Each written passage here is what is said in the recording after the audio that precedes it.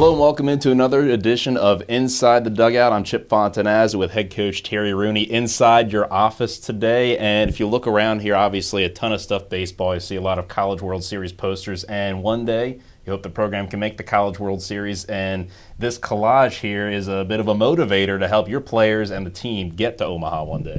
Well, I tell you, yeah, this is we got two different pictures here, and it sits right in front of my desk where I sit, so I see it every single day, every single moment. And you know, the first one, the collage, is my wife actually gave that to me, so she deserves all the credit for this. And she knew what a special season was last year and what all of the team meant to me and meant to us, but particularly these five young men who are no longer with the program. They're out either playing professional baseball or have graduated. And just go around here and you can see, obviously, that was kind of last year our team. And you see Ronnie Rich right there, and Darnell Sweeney, DJ Hicks, Joe Rogers, and Travis Shreve. Were just five of the guys in last year. It made last year so special. But these five guys played huge roles in the success of that team and the success of our program. But all of these guys will hold a very special place for me personally for lots of different reasons. And then you look below, obviously right there, that's something I've had since the moment I got here, as a matter of fact. And it says it on the bottom here, UCF College World Series, Omaha. There's no picture yet.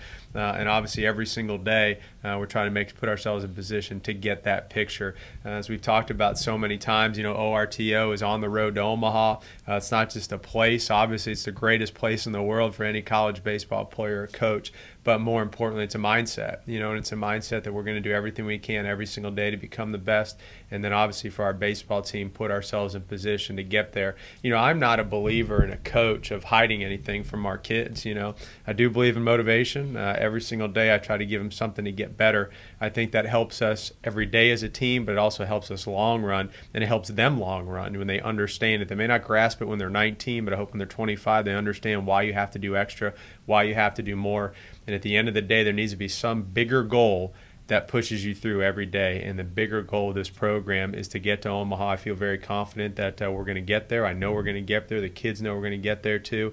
But every single day it's a process. But these, for me, are just kind of reminders of what has been and what will be. And one way to help you get to Omaha is to win series, and you did that this weekend against Jacksonville. Friday night came up on the short end, but Ben Lively pitched a great game, tied his career high for strikeouts as well. Ben Lively, the beast of the week, by the way, this week for us, and deservingly so. And look, I could sit here for 30 minutes and talk about Ben Lively and what he's done. And Ben Lively is, I tell you what, it's been a pleasure coaching him. He deserves all the credit he's gotten. He's an incredible worker, an incredible competitor, and did a great job and went pitch for pitch, toe-to-toe with a great pitcher from Jacksonville. to his credit, it was a great matchup. There's probably about 50, 60 scouts here, and it was an incredible environment, and those guys went pitch to pitch. As a team, JU played a little bit better than us that night, but Ben Lively did his part. He was awesome. And, Ben's one of the best competitors I've ever been around. Obviously, look at his stuff, and it's gotten better, but he's always known how to compete all the time. He just knows how to compete. Even when he was younger,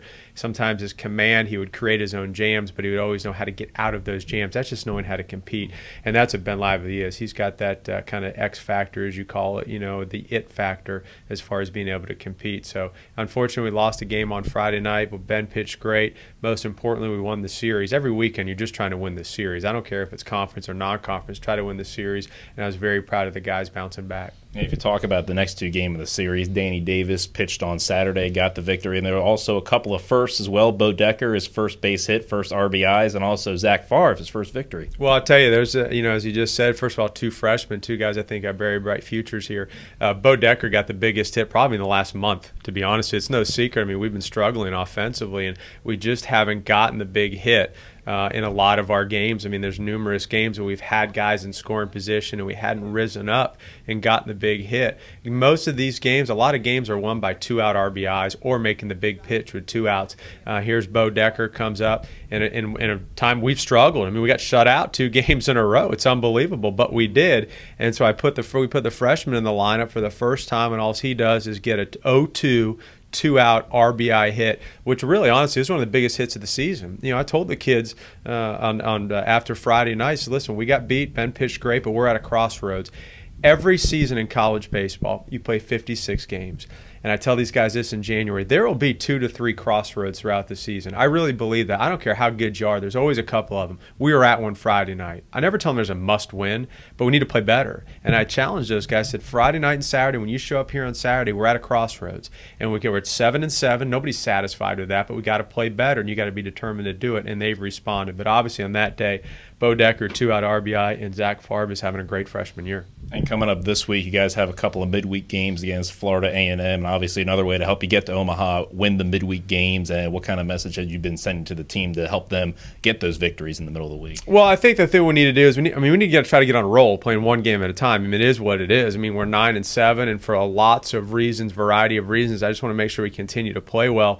We've had some inconsistencies. You look at it, a couple of weeks ago we played well at our tournament, and then we had the midweek crash, and now it's time to win our midweeks. I can tell you this, from my standpoint, I'm disappointed in the way that we've played in the middle of the week. They are, but it's my responsibility. It's not the kids. I'm the head coach. The buck stops here, and that's just the way it is. So I need to figure out a way for us to play better in the middle of the week. At the end of the day, it's my responsibility to make sure that we do that, and it's going to happen. There's no question about that.